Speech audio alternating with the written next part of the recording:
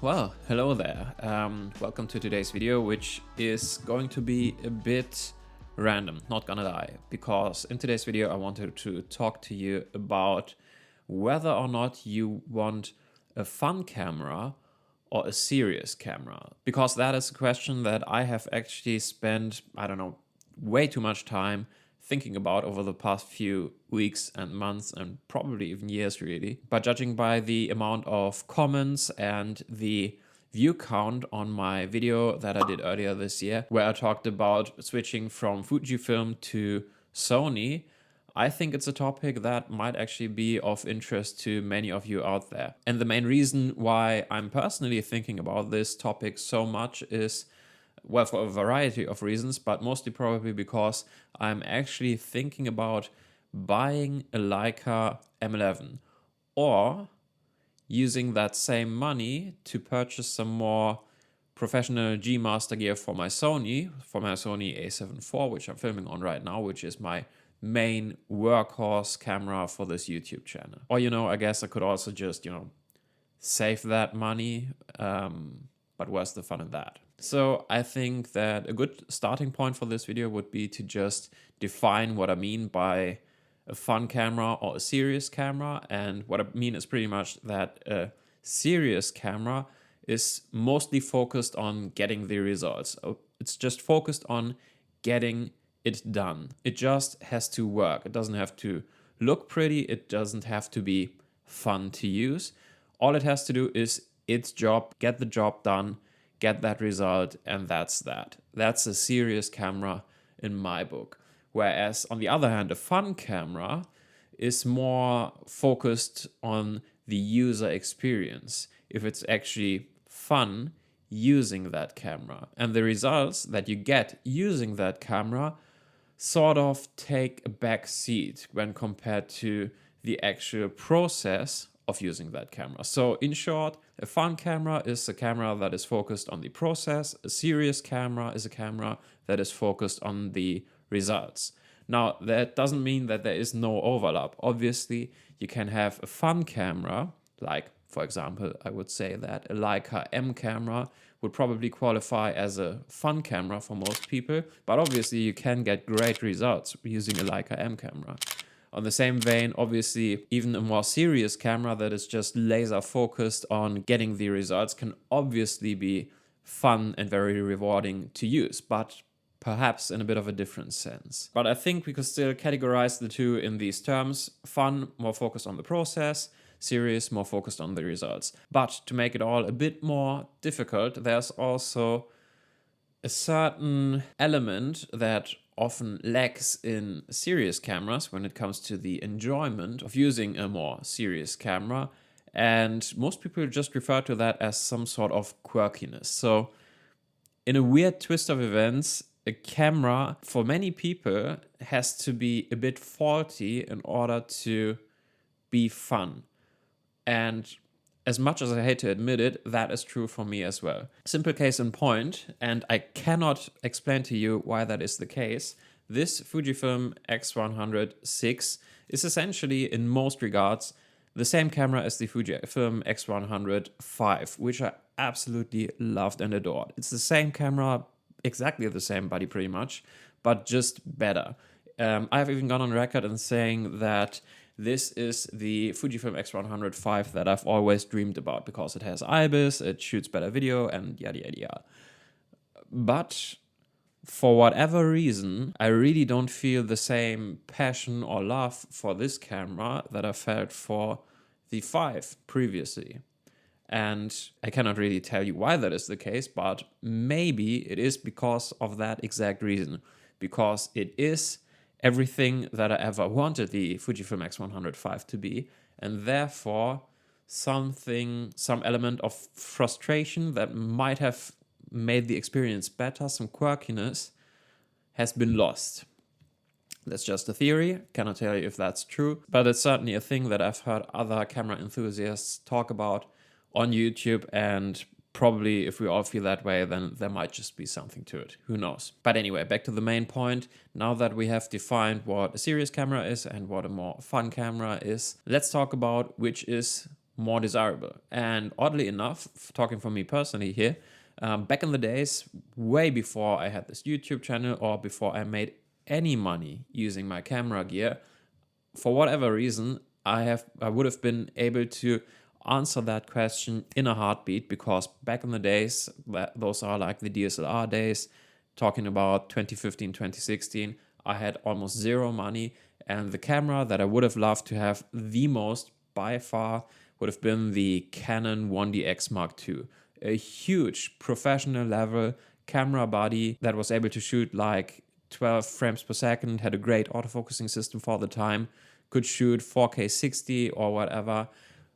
Completely overkill for what I was doing, which was pretty much just running around documenting my life. It would have made absolutely zero sense for me to have that backbreakingly heavy and stupidly expensive camera, but that was the camera that I wanted to have. Now I wasn't able to buy one because, as I said, I had no money back then, and so I had to just make do with my Canon 70D, which by all accounts was probably the better camera for my use cases anyway. Now fast forward to today, and today I actually do have a bit of money. I'm by no means rich, but I do have a bit of money that I can spend on stuff like camera gear, and also I'm making a bit of money, not really that much, but a bit of money with this YouTube channel, so I'm actually generating money from my camera gear, and so I can actually justify a lot of camera gear purchases because they are just a business expense.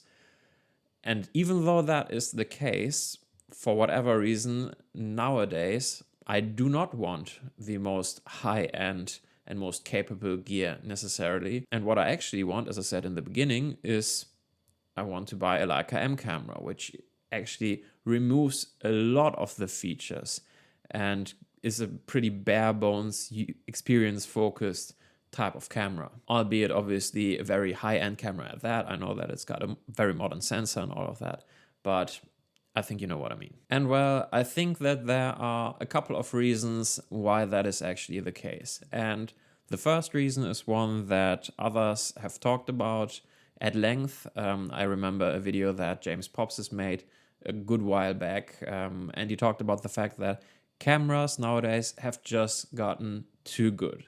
They've gotten to a point where the camera is so capable that it almost removes the fun and the reward, that if you get the shot, it's not actually you that got the shot, it's just the camera. The cameras are super capable and it's almost impossible to miss any shots. And so since that does remove the challenge to a point, it also removes the rewarding aspect of photography, at least to a certain degree. And I think that there is some truth to it, but talking for me personally here, I think that's not exactly the reason, or not the biggest part of the reason, why I am thinking about buying something like a Leica M camera. Because I think the main reason, and that's going back to the definition that we got at the beginning, the main reason why I actually want to use a Leica M camera, and I want to use that more than I want to use something like my Sony a7 IV, which is, in most regards at least, a better and more capable camera. And that reason is just the simple fact that I have been able over time to purchase some professional level camera gear, as for example the Sony a7 IV might not be the greatest, most high-end camera out there, but it's certainly a professional piece of kit, and it doesn't have to hide from any of its competitors. And so therefore, I've also been able to see that this is not really what photography is all about for me. In a way, I think that with the whole chase of better and better camera gear, I'm kind of like a drug addict, meaning that I'm always chasing that first high, which basically just means that back in the days when I got my first DSLR, that was just a huge step up from all kinds of cameras that I've known previously. Back in those days, phone cameras certainly weren't as good as like real cameras. So that was a huge jump in quality.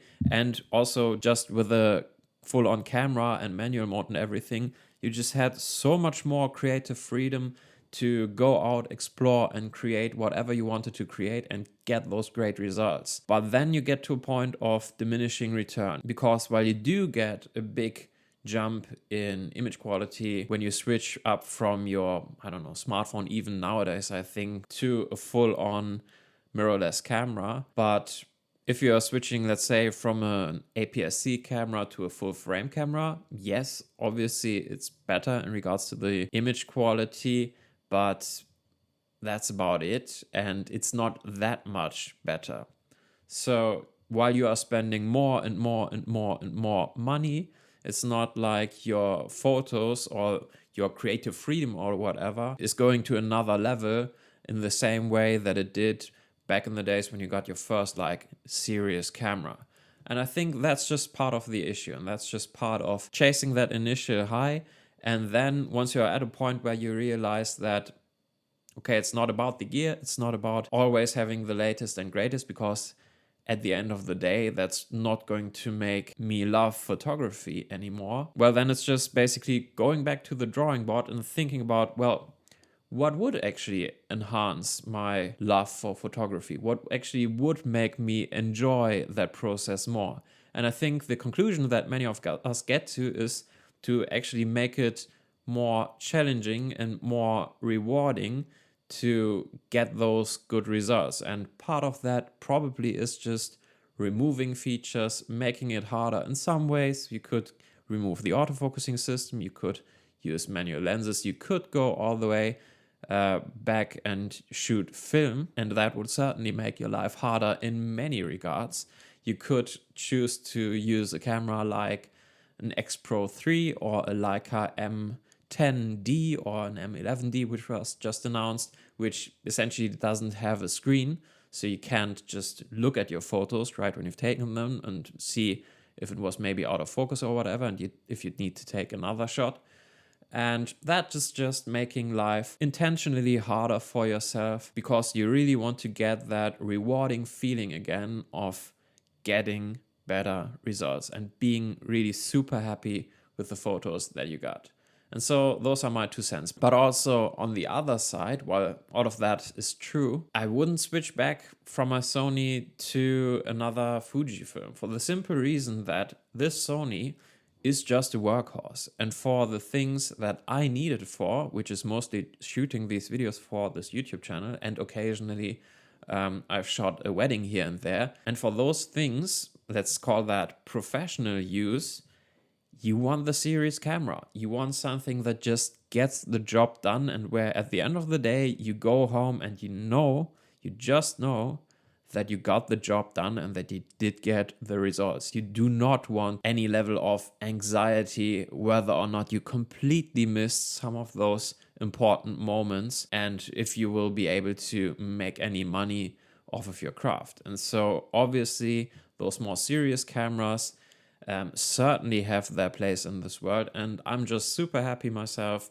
that I am in the fortunate place that I am in right now, where I can have both a serious camera that just gets the job done and think about or own something that is a bit more fun, if you like this, like a Q2 or the Fuji X106 or whatever. But yeah, with that being said, I still am not fully sure whether I should go down the Leica M route and sort of invest in the fun part of photography, or if I should invest in more serious camera gear, which may or may not improve the quality of these videos. Anyway, feel free to let me know your opinion on that subject. In all honesty though, I do think that if I'm able to pony up the money that is required to buy a Leica M11 at some point in the near future, I would probably do it just in order to find out what it's actually like to use and shoot with a Leica M camera. Maybe I will just buy a Leica M10 instead, because obviously those are a lot less expensive. And also, as I said, it's not really about the results, it's not really about the image sharpness, it's just about the user experience. That being said, obviously I would prefer to have a more modern sensor, but financial restrictions and so on. But anyway, that's all I got for you today. Thank you so much for watching. If you soldiered through this video, which was super rambly and also super random, next week it's back to something more regular for this channel. I got a motorcycle trip to the Alps, which I filmed, and I took my Fujifilm X100VI with me, and I just have to edit that video and get it done. But anyway, that's all I got for you today. Thank you so much for watching. Until next time, take care. Bye.